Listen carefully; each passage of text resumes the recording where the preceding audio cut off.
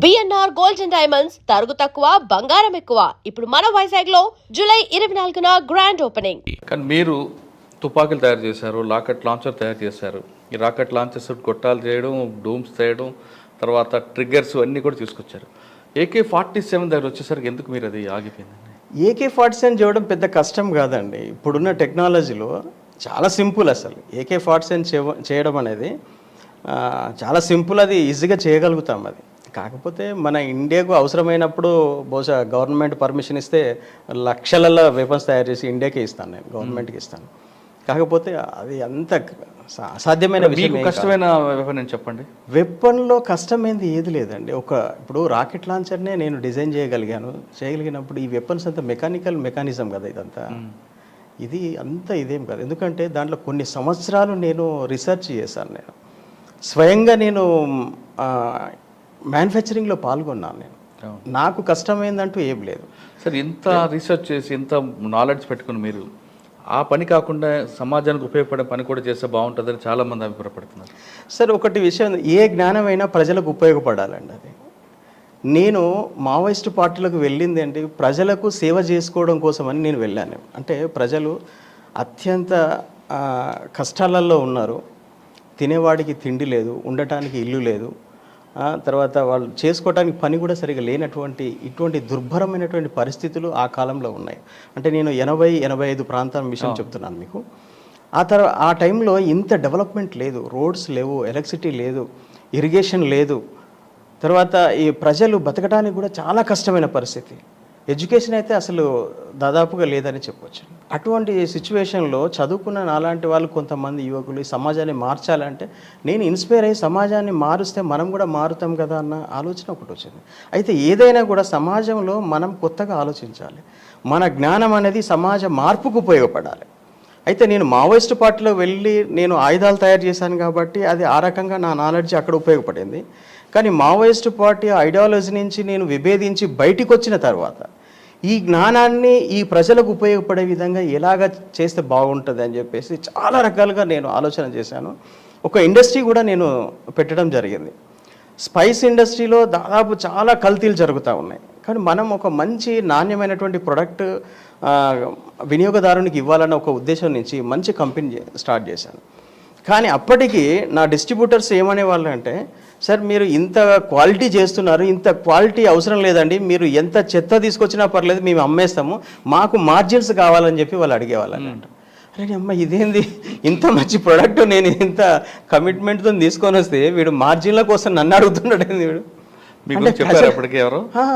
అసలు నేను తెలియదు వాళ్ళకు. నేను జనరల్ బిజినెస్ మ్యాన్ అనుకుంటున్నారు తప్ప నేను మావోయిస్ట్ అని, నేను టెక్ మంది అని వాళ్ళకి తెలియదు. తెలిస్తే బహుశా వాళ్ళు అది మాట్లాడకపోయి ఉంటారేమో. కానీ నేను బెస్ట్ ప్రోడక్ట్ అన్నట్టు, అసలు నా ప్రోడక్ట్ తిన్న వాళ్ళు అసలు ఇదే ప్రోడక్ట్ కావాలి మాకు అని చెప్పేసి అనేక మంది నాకు ఫోన్లు చేసిన వాళ్ళు ఉన్నారు, తెప్పించుకుంటున్న వాళ్ళు ఉన్నారు. నేను చాలా ప్రోడక్ట్ నాది విదేశాలు కూడా పంపించాను. నేను అంత మంచి ప్రోడక్ట్ తీసుకొస్తే డిస్ట్రిబ్యూటర్లు ఏంటంటే, మాకు ఇంత క్వాలిటీ ప్రోడక్ట్ కాదండి, మాకు మార్జిన్ ఎక్కువ కావాలన్న. మార్జిన్ ఎక్కువ కావాలంటే మనం ఏం చేయాలి, క్వాలిటీని తగ్గించాలి, దాంట్లో ఇంకేమైనా కలిపి తీసుకురావాలి. ఇవన్నీ తీసుకొస్తే వాడికి ఎక్కువ మార్జిన్ ఇవ్వగలుగుతాము, నా కంపెనీ సస్టైన్ అవుతుంది అప్పుడు.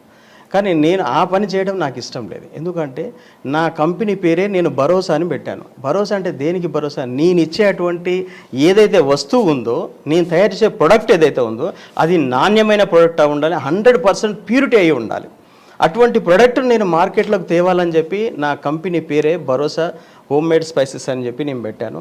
ఆ భరోసా అనే పేరుకు అనుగుణంగానే నా ప్రొడక్ట్ను కూడా నేను డిజైన్ చేసి నా ఓన్ రీసెర్చ్ మెథడ్లో నేను ఒక 6 నెలలు నేను అన్ని ప్రొడక్ట్స్ మీద, అన్ని మసాలా ప్రొడక్ట్స్ మీద, అన్ని పికిల్స్ మీద నా ఓన్ మెథడ్లో నేను రీసెర్చ్ చేసి సొంత ఫార్ములాను నేను డిజైన్ చేశాను. సార్, మీరు సొంతంగా ఫార్ములా డిజైన్ చేశారు, మార్కెట్లోకి వచ్చారు. కానీ నాకు తెలిసి అది సక్సెస్ కావాలైపోయింది. ఎందుకంటే మీకు కరెక్ట్గా ఫైనాన్షియల్ లేకపోవడం, మార్కెట్ లేకపోవడంతో నష్టం జరిగింది. అప్పుడు ఏమైనా అనిపించిందా, మనం ఇంత కష్టపడుతున్న ప్రజల కోసం మాకు ఎలాంటి సహకారం లేదు, మనం కూడా మరొకసారి వేరే రూట్లోకి వెళ్తే బాగుంది అనిపించిందా?